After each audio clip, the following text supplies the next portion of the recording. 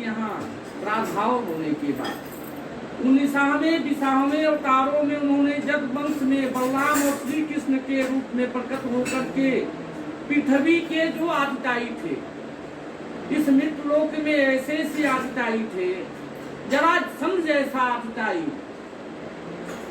मथुरा का राजा कंस था, ऐसे आदिताई ये लोग जो है पृथ्वी का जो है मर्दन कर रहे थे। अनेक प्रकार की औछड़ी सेनाएं लेकर के पृथ्वी रुदन करते हुए ब्रह्मा जी के यहाँ पहुंच गई। ब्रह्मा जी ने कहा, धरणी कैसे आगमन हुआ? धरणी रुदन क्यों कर रही हो? बार बार क्यों रो रही हो? बोले आदिताइयों के मर्दन से हमारा वृक्ष, पेड़ पौधा और हमारे शरीर का वृक्ष रूपी, कल्प रूपी जितने मृतलोक में जो है हमारा प्रकृति का दिया हुआ अवशेष सामग्रियां हैं, सब नष्ट कर दे रहे हैं आदिताई औछड़ी सेना लेकर। एक औछड़ी मीन्स क्या होता है जानते हैं? 1 लाख।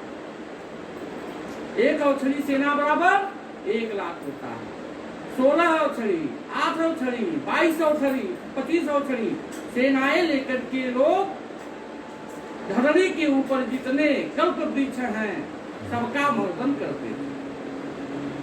ब्रह्मा जी ने कहा, घबराने की जरूरत नहीं है, मैं तो सृष्टि का जो है कार्यभार संभालता हूँ, संचालन करने वाले भगवान नारायण हैं। ब्रह्मा जी के साथ धरणी पहुंच जाती है। कहाँ पहुंचती है? विष्णु लोक में।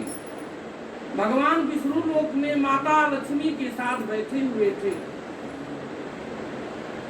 देखे पितामह ब्रह्मा जी, आप कैसे, ये धरणी मृतलोक से कैसे आ गई? क्या बात है? किस तकलीफ में हो?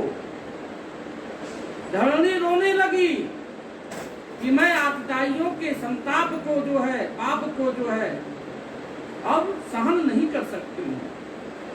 भगवान ने जो है धरणी को समझाया, समझाने के बाद वहां से भेज दिया, हे धरणी, मैं उस आदिताइयों के मर्दन के लिए जो है अब जो है कृष्णा अवतार लेने वाला हूं। जिस शेषनाग पे जो है ये धरती टिकी हुई है, ये बार बार फुटकार मार रहा है।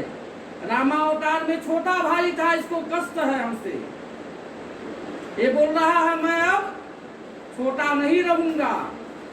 ये बार बार हमको अल्टीमेटम दे रहा है कि मैं बड़ा बनना चाहता हूँ, आपका मैं बड़ा भाई रहूंगा, क्योंकि आप मनमानी करते हैं, मेरी बात को नहीं मानते हैं। छोटे भाई की बात को कोई मानता नहीं है, इस नाते मैं छोटा बन के नहीं जाऊंगा। मैं जन्म छोटा बन के नहीं लूंगा, बड़ा लेके बनूंगा, ताकि मैं आदेश आपको दूं, हे नारायण, मेरे आदेश का आप स्वयं पालन करो। शेषनाग के बार बार कहने पर भगवान ने कहा, तुम मेरा बड़ा भाई के रूप में मृतलोक में जाएगा। बोले ठीक है, वादा करिए कि आप मनमानी नहीं करेंगे। बोले नहीं। बोले रामावतार में आपने बहुत मनमानी किया, बारंबार जो है हम आपको मना करते थे, लेकिन आप मेरी बात नहीं सुनते थे, हमको ही बोलते थे चुप रहो, लक्ष्मण चुप हो जाओ, बोलो मत तुम, बार बार पर। इस समय भगवान क्षीर सागर सैया में शयन कर रहे थे, माता लक्ष्मी पांव दबा रही थी।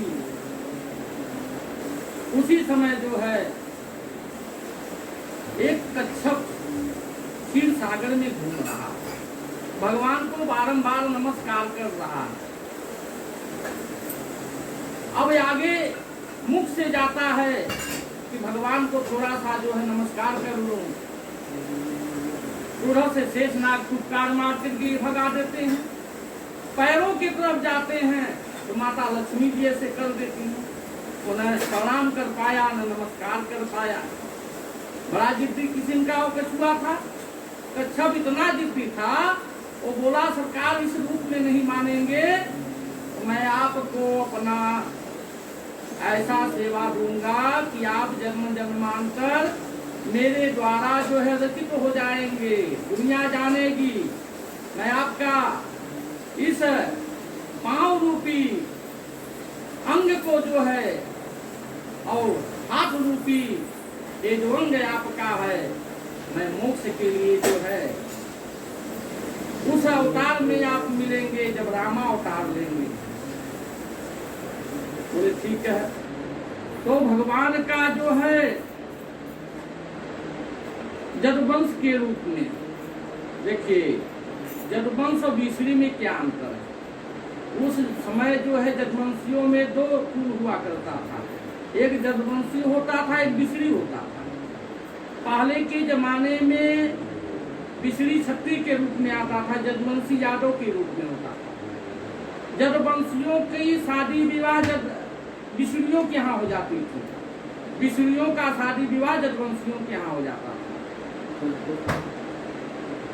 लेकिन कलयुग का मध्यांतर जब आया